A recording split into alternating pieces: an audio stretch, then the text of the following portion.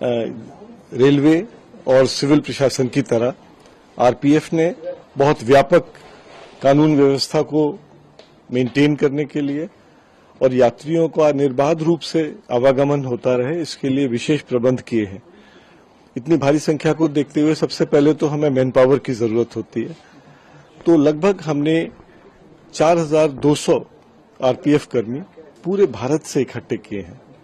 और उसमें अलग अलग भाषा बोलने वाले हैं, ताकि जो तीर्थयात्री है, जो स्नान का इच्छुक है, वो किसी भी भाषा बोलने वाला हो, तो हमने भारत के हर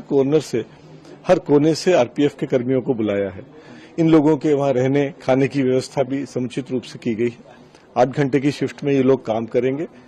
और विशेष तौर पे शाही स्नान में जब भीड़ ज्यादा हो जाती है, उस समय बहुत हमारा एक क्रिटिकल टेस्ट होता है। तो हमने जो रेलवे की प्लानिंग है उसके साथ ही प्लानिंग करी है, जैसे कि बहुत सुंदर ये किया है कि जो लोग आएंगे उनको अगर प्लेटफॉर्म से एक ही दिशा में उनको निकाला जाएगा और जो लोग एंटर करेंगे वो दूसरी डायरेक्शन से आएंगे, ताकि उनका कोई कॉन्फ्लिक्ट ना हो मूवमेंट का। इसके अतिरिक्त हमने किसी भी आतंकवादी गतिविधि से निपटने के लिए QRTs लगाई हैं, श्वान दस्ता लगाया है और एंटी सबोटेज चेक टीम है, ताकि कोई व्यक्ति को सामान छोड़ के न चला जाए जो बम हो सकता है। इसके अतिरिक्त हमने विशेष तौर पे CBRN डिजास्टर मैनेजमेंट की भी तैयारी और ट्रेनिंग लोगों को कराई है, जिसमें हमने NDRF की मदद से CBRN यानी केमिकल, बायोलॉजिकल, रेडियोलॉजिकल, उसकी भी अपने लोगों को विशेष ट्रेनिंग दिलवाई है। तो law and order maintenance, Q management, disaster management, जितने भी चुनौतियां आ सकती हैं उनके लिए हम पूरी तरह से तैयार हैं। और हमने विशेष तौर पे जो लोग इकट्ठे हुए हैं उनको हमने 15 दिन पहले ही बुला लिया था, उनको फेमिलराइज किया है। साथ में GRP, government railway police Uttar Pradesh ने भी बहुत व्यापक प्रबंध किए हैं और हमने इन दोनों टीमों को भी एक साथ ही काम करेंगे, इनको साथ में खड़ा करके रिहर्सल कराए हैं, ताकि इनका कोई आपस में जो कोऑर्डिनेशन है बहुत अच्छा रहे। और जो रेलवे का कंट्रोल रूम बन रहा है, बहुत बड़ा कंट्रोल रूम प्रयागराज जंक्शन पे, उसमें भी हमने बहुत लोगों को इकट्ठा किया। तो ये तो विशेष हमारे अरेंजमेंट्स हो गए। मैं ये भी बताना चाहूंगा कि इस बार चूंकि अयोध्या में भगवान श्री राम का मंदिर बन गया है और बहुत से लोग जो दक्षिण भारत से आते हैं वो वहां जाने के भी इच्छुक होंगे, तो अयोध्या जो है नॉर्दर्न रेलवे में पड़ता है, अयोध्या का रेलवे स्टेशन, और कुछ लोग बनारस भी जाएंगे, वाराणसी में जो घाटों के दर्शन के लिए। तो हमने उसको देखते हुए जो नॉर्थ ईस्टर्न रेलवे है और नॉर्दर्न रेलवे, उनको भी एडिशनल मैन पावर 1,000 लोग दिए हैं, क्योंकि ये एक ट्रायंगल बनेगा और रेलवे उस पर ट्रेन भी चला रही है। तो न सिर्फ प्रयागराज और उसके आसपास, तो प्रयागराज में 9 स्टेशन हैं जिन पे ट्रेन आएंगी, कुल मिला के 48 प्लेटफॉर्म है।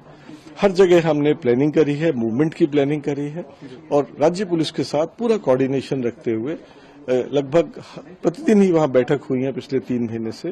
तो पहले से हमने प्लान किया है, एंटीसिपेट किया है और हम पूरी तरह से संतुष्ट हैं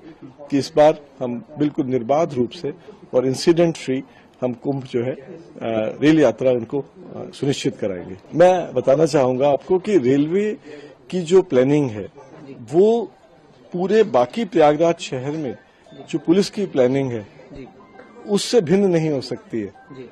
क्योंकि जब लोग स्नान करके निकलेंगे भारी संख्या में और वो तुरंत चाहेंगे अब हम वापस जाएं, उस समय भीड़ इकट्ठी होती है,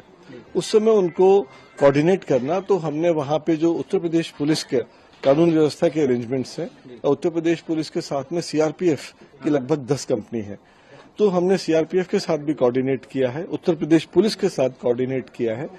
कि जितनी हमारी होल्डिंग एरिया है और प्लेटफॉर्म की कैपेसिटी है उससे अधिक लोग ना आए।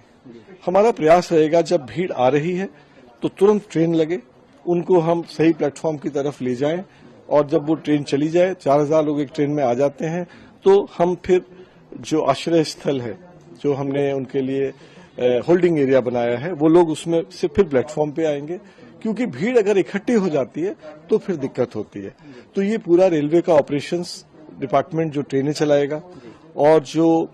यूपी पुलिस का कोऑर्डिनेशन कि कितने लोगों को स्टेशन की तरफ भेजा जाए, तो ये इसमें बहुत coordination is the main thing. और कोऑर्डिनेशन के बिना ये हमें एक टीम की तरह काम करना है। उसमें जो अन्य सेंट्रल पुलिस बल हैं, विशेष तौर पे CRPF और यूपी पुलिस, उनके साथ हमने पूरा समन्वय किया है, उनके साथ में कई बार रिहर्सल किया है और लगातार संचार की व्यवस्था भी बनाई है। तो मुझे पूरा विश्वास है, क्योंकि ये एक विभाग इस काम को नहीं कर सकता। तो ये मुझे पूरा विश्वास है कि हमने जो तैयारियां की हैं, जो हमने रिहर्सल किए हैं, जो जॉइंट प्लानिंग करी है, उससे हम अपना जो हमारा उद्देश्य है उसको पाने में अवश्य सफल होंगे। क्योंकि सबसे इतना बड़ा महाकुंभ है, जी, ना सिर्फ देश से विदेश से लोग आ रहे हैं। अमर उजाला जीवांजलि के सारथी की मदद लें और महाकुंभ में स्नान जरूर करें।